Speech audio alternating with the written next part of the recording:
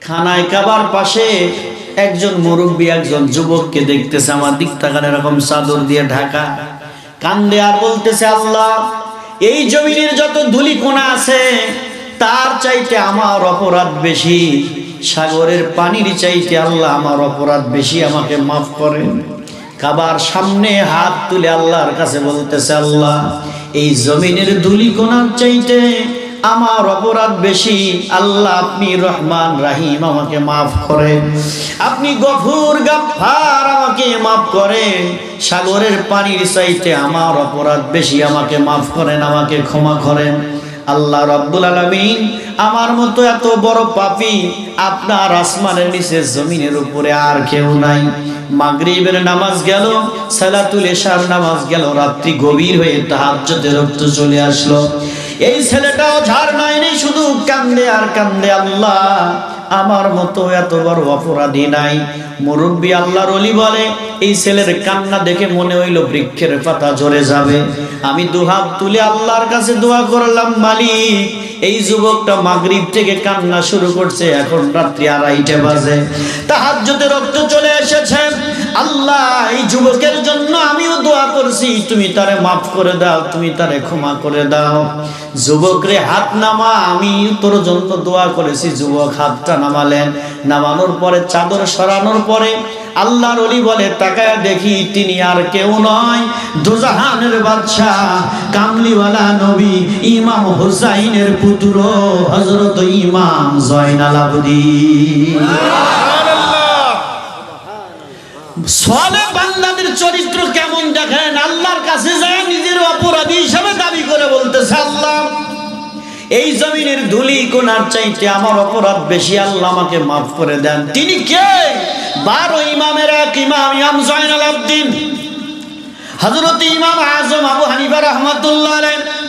কোন কিতাবে আসছে 6 লক্ষ, কোন কিতাবে আসছে 7 লক্ষ, কোন কিতাবে আসছে 11 লক্ষ হাদিসের হাফেজ হযরত ইমাম আবু হানিফা রাহমাতুল্লাহ আলাইহি।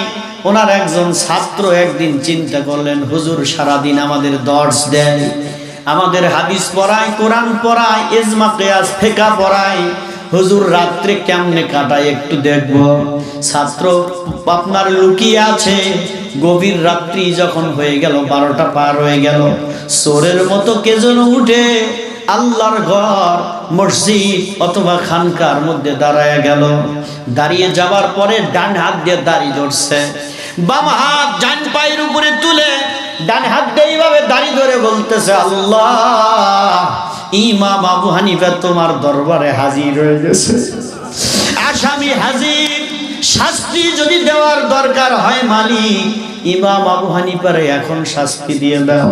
হাসরের ময়দানে কোটি কোটি মানুষের মধ্যে অপরাধী বলে তারপরে ডাক দিও না আল্লাহ। আল্লাহ, ইমাম আজম আবু হানিফা তোমার দরবারে হাজির, আল্লাহ তুমি যেই শাস্তি দেওয়ার দরকার আমারে দাও।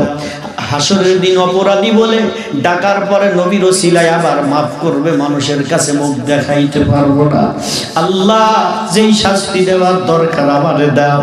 এইভাবে ফজরের আজান পর্যন্ত আল্লাহর কাছে কান্নাকাটি করে। ছাত্র সকালবেলা বলে, দিনের বেলায় যার এলেমের বাড়িতে লক্ষ আলেম কুলাইতে পারত না, দিনের বেলায় যার এলেমের তুফানের কাছে কোটি কোটি আলেম দাঁড়াইতে পারত না, পৃথিবীর কোন আলেম ওই সময় তার সামনে দাঁড়ানোর মতো যোগ্যতা ছিল না, রাতে তার চোখের পানিতে যায় নামাজ ভিজত। এরাই হলো মুহসিন আল্লাহওয়ালা।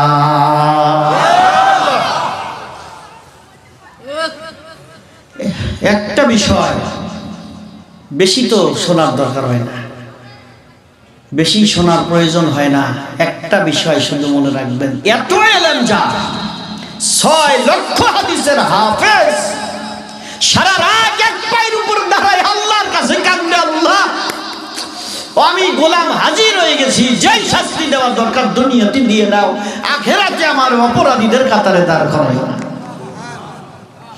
হযরত ফারুক আজম ওমর ফারুক, যার সম্পর্কে কোরআন পাকের মধ্যে 21 খানা আয়াত আল্লাহ নাজিল করেন, হযরত ওমর ফারুক অঝর নয়নে কাঁদতেছে। আবু বকর জিজ্ঞাসা করে, ওমর রে কেন কান্দো? ওমর বলে, ভাই আবু বকর, আমি যদি রাস্তার ঘাস হয়ে যাইতাম, উট গাদা বকরি গুলো আমার খেয়ে ফেলতো, সিবাইতো আমার পেশাব পায়খানা করতো, আমি মাটির সাথে মিশে যেতাম। হাসরের ময়দানে আল্লাহর আদালতে বিচারের কাঠগড়ায় দাঁড়ানো লাগতো না। আবু বকর কান্দে, বলে আল্লাহ যদি আমার আবু বকর মানুষ না বানায়া যদি ওই তৃণলতা বানাইতো, পশু পাখি আমারে খেয়ে ফেলতো, হিসাব দেওয়া লাগতো না। যিনি সর্বশেষ মুজাদ্দিদ ফুরফুরার হুজুর মুজাদ্দিদ জামান পীর আবু বকর সিদ্দিক কাঁদতে কাঁদতে অজ্ঞানের মতো উনি বলতেছে, আল্লাহ যদি কোরআন শরীফের মধ্যে আয়াত নাজিল না করতো, লা তাকনাতু মির রাহমাতিল্লাহ ইন্নাল্লাহা ইয়াগফিরু যুনুবা জামিয়া, আল্লাহ যদি আয়াত নাজিল না করতো আমি আবু বকর কলিজা ফেটে মারা যাইতাম। যাদের এলেম এত, যারা লক্ষ লক্ষ হাদিসের হাফেজ, তারা সারা রাত তাদের চোখের পানিতে যায় নামাজ বিছানা।